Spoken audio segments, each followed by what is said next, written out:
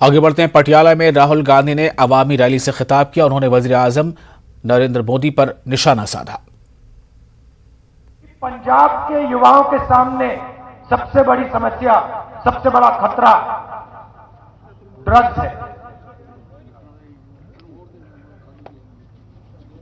BJP के लोग और अकाली दल के लोगों ने कहा राहुल गांधी बकवास कर रहा है।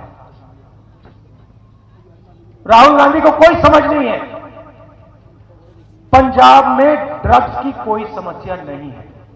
बीजेपी के लोगों ने कहा, अकाली दल के लोगों ने कहा, बादल जी ने कहा, जूनियर बादल ने। मैंने बात बोली क्योंकि मैं सोच समझ के बोलता हूं। मेरे बारे में आप दो चीजें समझ लीजिए। जब मैं मुंह खोलता हूं सोच समझ के बोलता हूं, और आपको अच्छा लगे या खराब लगे,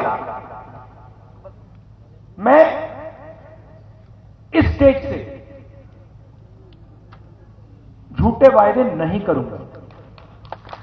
आप मुझे मतलब 24 घंटे बोलो राहुल जी जाके झूठा वायदा कीजिए, मैं नहीं करूंगा।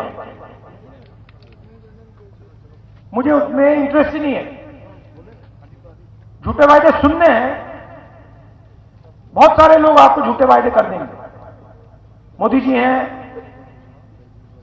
बादल जी हैं, केजरीवाल जी हैं, लिस्ट है। मुझे सिखाया गया है मुंह खोलने से पहले सोचकर समझकर मुंह खोलो, और जब मुंह खोलो तो सच बोलो, झूठ नहीं बोलो। ये हिंदुस्तान में अलग अलग लोगों ने कहा है। गुरु नानक जी जो पंजाब को पूरी दुनिया को रास्ता दिखाया, जिन्होंने पंजाब को पूरी दुनिया को रास्ता दिखाया, जिनसे मैं भी बहुत सीखा हूं, रोज सीखता हूं।